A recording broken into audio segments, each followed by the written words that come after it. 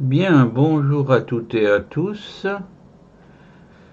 Nous allons reprendre cette exploration des personnalités de la littérature mondiale avec présentement le Chili. Ce n'est pas de l'érudition professionnelle, hein, mais c'est quand même une forme de culture approfondie. Voilà.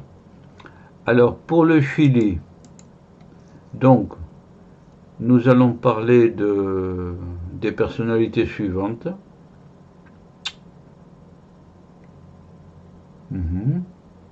En 5 sections. Donc Nicanor Parra, poète, bon on verra. Gabriel Mistral, un joli nom pour le poète Mistral d'ailleurs, euh, qu'a fréquenté, euh, enfin bref, bon. Pablo Neruda, célèbre, un groupe surréaliste et un cinéaste. Alors Nicanor Parra, d'abord, poète, physicien, rare ça, un physicien poète, mort en 2018 à 103 ans, fantastique. Nicanor Parra, oui, ben voilà. Langage se définit comme anti-poète par un langage quotidien et direct. Original, très original, un physicien original. Il a les cheveux à la Einstein. Œuvre traduite, poème anti-poème en 54, puis 2000, traduit en 2017. Sermons et prêches du Christ Delki, la montagne russe, enfin bref, euh, il y a plusieurs œuvres qui sont traduites. Une seule suffira à vous édifier sur ce physicien anti-poète. Gabriel Mistral, la voilà, coiffée d'un joli béret en biais, voilà, prix Nobel et bibliographie. Elle a été prix Nobel, morte en 57. Elle a été prix Nobel de littérature. Gabriel Mistral, c'est à se souvenir pour ceux qui voudraient euh, se frotter au temps passé et s'immerger en 57, avant 57, dans un prix Nobel. Gabriel Mistral.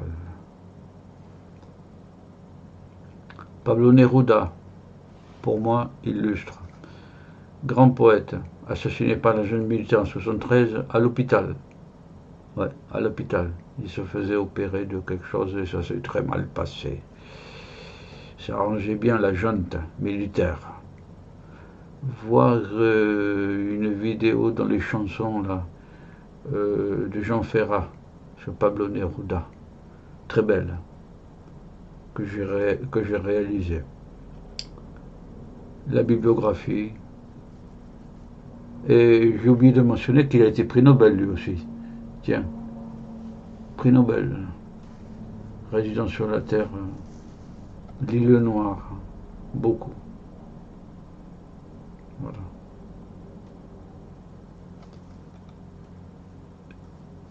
Ensuite, pour terminer,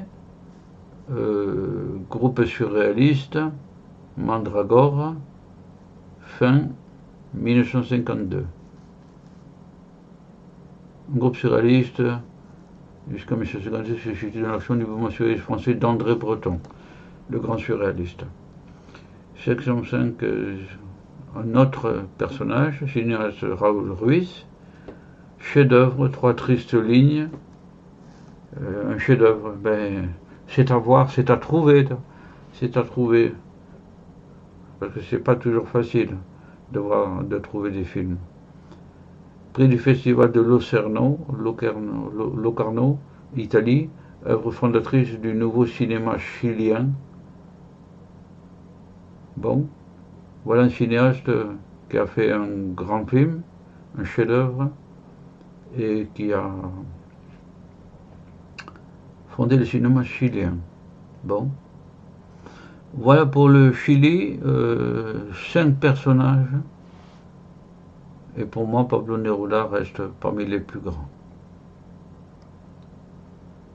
Un mot sur l'Espagne. Je m'excuse pour tous les Espagnols, je n'ai pas retenu grand-chose, mais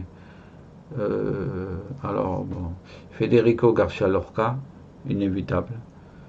La vérité sur sa mort. Pendant la dictature de Franco, il passait pour avoir été victime d'une balle perdue. Aujourd'hui, 18 août 36, il est exécuté, on le sait. On sait tout de son arrestation, mais rien du lieu. Il a été exécuté, et pas, on sait la vérité. On ignore où repose le reste de Federico García Lorca. La guerre civile dura de 36 à 39, pour mémoire, et André Malraux en a été un engagé, quoi, un engagé pour la République, contre Franco. Et Franco était aidé bien sûr par le nazisme, Hitler et Mussolini. Œuvre. Pendant Franco, pendant la dictature de Franco, du moins jusqu'en 1950, il était impossible de trouver en Espagne des œuvres de García Lorca. De la liberté d'expression sous un régime autoritaire. Oui, j'en profite pour dire que Hannah Arendt, grande personnalité de la recherche, scientifique en sciences sociales, a défini le totalitarisme comme correspondant au nazisme et au stalinisme. Et si vous voulez en savoir plus, car il y a des critères très précis, voilà. Bien, nous continuons donc avec les ouvrages de Federico García Lorca qui n'ont aucun problème pour être trouvés. C'est un poète évidemment remarquable aussi. Alors, je redis, on m'excusera pour tous les amateurs de la littérature espagnole, je n'ai mis que García Lorca. J'enrichirai cette base plus tard. Voilà. Donc, nous avons parcouru le Chili et l'Espagne. Et nous passerons prochainement à la France, tout simplement. Voilà. Cette vidéo est assez courte, ça tient à la matière. Je vous dis au revoir à toutes et à tous. N'oubliez pas notamment Pablo Neruda et Federico García Lorca aussi. Voilà. Au revoir à toutes et à tous.